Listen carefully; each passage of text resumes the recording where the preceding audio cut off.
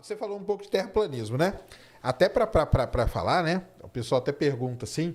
Você sabe que a explicação que os terraplanistas, a explicação clássica da Terra plana, você sabe qual que é, né? Que ela vem da Bíblia, né? Que eles falam que lá tem várias passagens e tudo, e é uma explicação religiosa, né? Que eu não sei se já viu eles explicando, né? Já. Que eles falam que, por que, por exemplo, a Terra é plana e os outros planetas são redondos? Porque a Terra não é um planeta, ela é um reino do Criador. Reino do Criador. Não, Que o Criador colocou ali, fez e tal. Então você pegar aí toda a vertente principal da Terra plana, eles são baseados nisso. O que o pessoal acha disso? Quem estuda? Porque tem religiosos que defendem. Tem, mas não são acadêmicos. Entendi. Você entendeu? Assim, eu não quero também arvorar, porque isso é uma coisa interessante para eu dizer para você. Diferente da sua área, a teologia é a única área que eu não posso dizer que eu sou especialista em Deus. Entendi. Não existe isso. Você entendeu? O teólogo é alguém refletindo sobre Deus com algumas ferramentas que o leigo não tem. Mas ele não pode falar assim, eu sou doutor em Deus, não discute comigo isso. Eu não posso falar isso nem para um ateu, quanto mais para um religioso. Porém, existem critérios de estudo, de pesquisa, etc, etc. Você já viu que eu tenho minha paixãozinha pelas estrelas, pelas constelações. Mas eu sou só um observador leigo. Eu não entendo bulufas disso. Então, o que acontece? Para você examinar a Bíblia, tem uma ferramenta chamada exegese. Você tem que fazer uma exegese do texto. Você tem que olhar o contexto. Inclusive, existem critérios. Assim como tem os critérios de Stuart Mill para o método científico, nós temos critérios hermenêuticos. Você tem que olhar a passagem no seu original. Você tem que verificar se houve variação textual ali ou não. Você tem que ver o contexto. Você tem que estudar aquilo à luz da época, expressões idiomáticas, uma série de coisas. Por exemplo, na Bíblia, lá, se eu pegar só o pé da letra, tem um monte de problema lá. Deus endureceu o coração de Faraó. Isso que eu ia perguntar, porque tem isso, né? Porque eu já vi várias explicações dos terraplanistas falando que não, cara, a Bíblia tem que ser levada do jeito que ela está escrita ali. Não é interpretação. Mas isso não faz o menor sentido, porque não a faz, própria Bíblia fala, examinai e vede, a palavra examinai ali, você está entendendo? Coloca a prova, verifique. A Bíblia me ensina a fazer perguntas. Então, quando você olha assim no original, você não tem nada a ver com o que eles estão falando. Mas a Bíblia realmente, Jesus fala os 4 cantos do céu, os 4 cantos da terra. Mas colocou um domo para separar as águas superiores das inferiores. Olha, isso é uma coisa interessante. Por exemplo, a questão do domo. Existem estudos recentes agora de hebraístas, porque a gente também tem que comparar o hebraico bíblico... Isso que eu ia falar, as traduções. As traduções e, além das traduções, eu estou falando de um hebraico que não é hebraico de rua de Jerusalém hoje. Um hebraico de 2000 anos, com o aramaico. Então, tem que estudar essa língua antiga à luz das línguas da época. Teve um filme chamado Desmundo. Não sei se você já viu esse filme. Se não, assista. É engraçado. É um filme brasileiro em português e eu vou te desafiar. Você não vai conseguir entender sem legenda. Quando assisti o Desmundo, eu falei... eu não consegui entender, porque eles fizeram de propósito o filme Desmundo com o português da época de Cabral. Saquei. A gente não entende. É português. Moiça, loiça. Você entende palavras soltas assim, sabe? É igual pegar um livro, tipo, o pessoal fala, você pega o Shakespeare originalzão, você não entende nada do inglês, porque é outro inglês, né? Arcaico e tal. Eu estou falando de coisa de séculos. Agora, imagina a Bíblia, milênios. Sim. Então, eu analiso com o contexto. A palavra raquia, que aparece no hebraico, ali, correlata a outras palavras das línguas do Oriente Próximo, não significa domo. Até o contrário, a Bíblia ela vai na contramão de alguns mitos sumerianos. Vários deles. Vários. A expressão mais correta para traduzir raquia é expansão olha só dos céus. Raquia em grego, sabe? Então, e tem um lado poético também. Olha, veja bem, você é um camarada que estuda ciência. Mesmo que você já me esclareceu que a sua área é petróleo, fóssil, mas você já tem um conhecimento muito grande também de astronomia. Um pouco, né? Não, a gente lê e vai tendo. Né? Você vai tendo. Mas eu tenho certeza que você fala o seguinte, Rodrigo, lá estava um pôr do sol lindo. Você deve usar essa expressão. Sim, claro. Agora, imagina eu pegar a palavra do Sérgio daqui a 2000 anos e falar assim, não, o Sérgio acreditava que o sol gira em torno da Terra. Por quê? Está escrito aqui, olha, um dia o profeta Sérgio encontrou com Rodrigo e falou, veja que pôr do sol lindo. Não vou interpretar. Se ele falou pôr do sol, é porque o sol que está baixando. Exato. Ou seja, até quem trabalha com ciência usa linguagem sim, com certeza. observacional. Até um livro técnico de ciência vai chamar átomo, o que eu sei que não é átomo, porque o átomo é divisível. Ainda está chamando de átomo até hoje. O historiador está chamando o nativo do Brasil de índio, Sim. sendo que é um erro penitenciário, pensando que eram as Índias.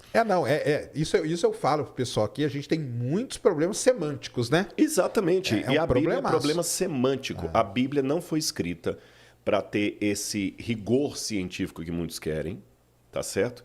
Ela fala de um ponto de vista observacional. Você vai encontrar lá, por exemplo, no milagre de Josué, falando assim, sol, detente no vale, o sol, lua para também. É a linguagem observacional. Sim. Agora, daí falar, não, é porque ela é plana e tudo mais. Jesus também falou que o grão de mostarda é a menor de todas as sementes.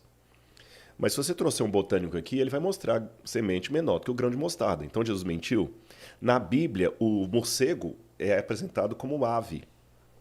Mas aquilo foi antes da taxonomia biológica. Lógico.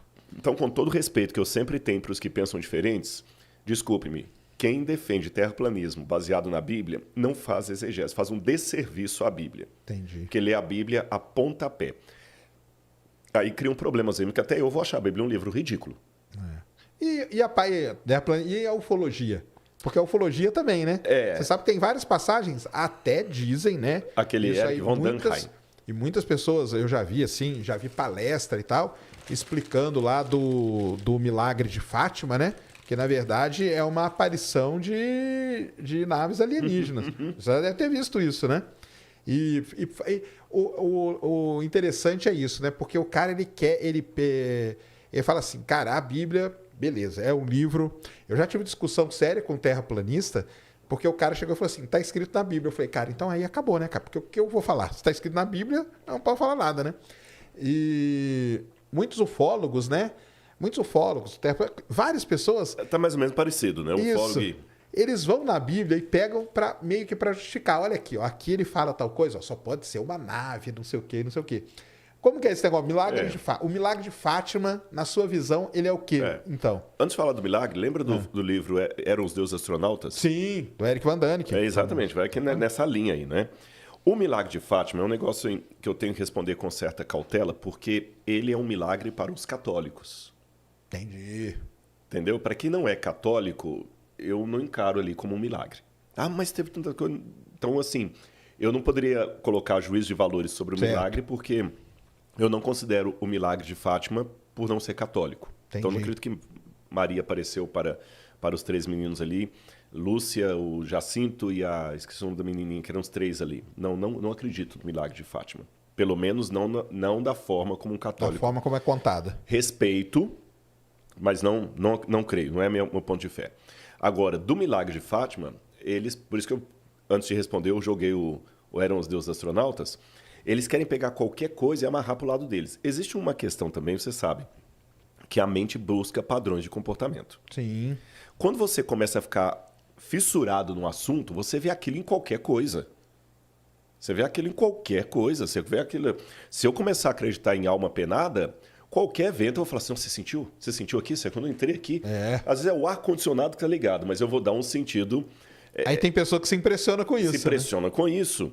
Então, olha, por exemplo, mas aqueles seres que o livro de Ezequiel fala, de bolas e tal.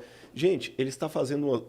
Comparar aquilo com disco voador não tem nada a ver.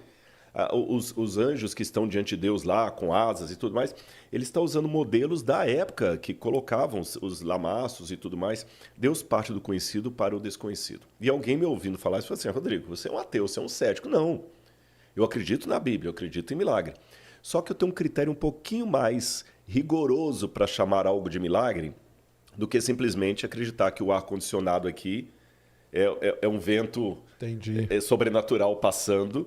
Sabe, eu sou um pouquinho mais criterioso. Creio na Bíblia, e o Sérgio sabe disso, e eu agradeço mais uma vez. Você sempre foi muito respeitoso comigo desde a primeira vez, Sérgio. Então, até que está me dando espaço aqui. Eu creio na Bíblia, mas eu não sou crédulo, eu sou crente. Qual que é a diferença? O crente, se eu pegar na etimologia da palavra, é aquele que crê a partir de uma evidência. Porque a palavra fé na Bíblia, pistis, em grego, ou emuná, em hebraico, significa certeza que advém de uma possibilidade... convicção que advém de uma possibilidade de certeza. Esse é o sentido etimológico da palavra fé na Bíblia, nas línguas originais. Então, a fé não é gratuita. O crédulo é aquele sujeito que ele acredita por amor da crença. É o ingênuo. Ele acredita em qualquer coisa. Certo. O crente é uma etapa mais sólida. A fé, por incrível que pareça, ela é um processo mental sofisticado. É diferente da credulidade. Tem uma passagem na Bíblia, em Hebreus capítulo 11, que fala assim: fé é a certeza das coisas que se esperam, a convicção de fatos que não se veem. Ah lá, tá vendo? Olha, mas calma.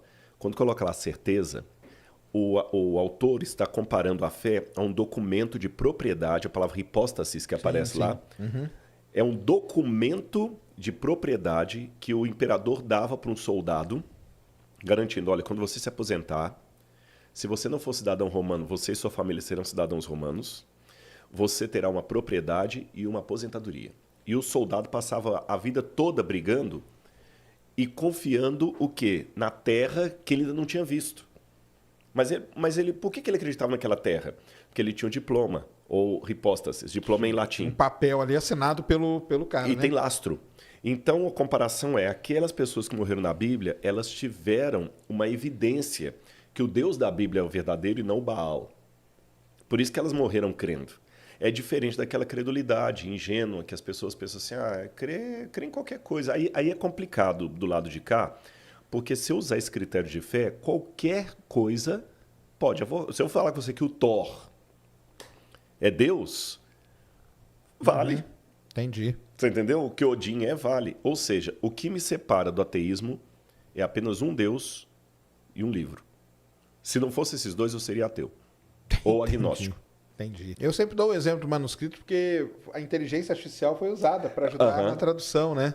E agora a inteligência artificial está sendo usada na tradução de cuneiforme. Cuneiforme, que é escrita no barro, né? É escrita no barro. E a vantagem dela, tanto para a escrita no barro, cuneiforme, como para os manuscritos do Mar Morto, é o seguinte.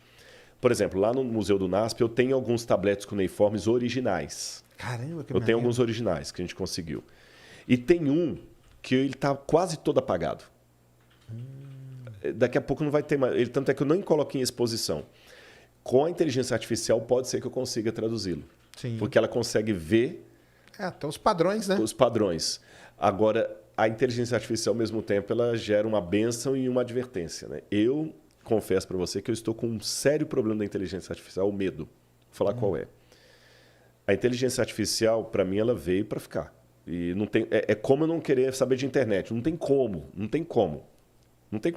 Um acadêmico hoje que não mexa com a internet, não tem celular, ele já está fora. Sim. Né? Pode ser um monstro, pode ser um dinossauro do conhecimento, está fora.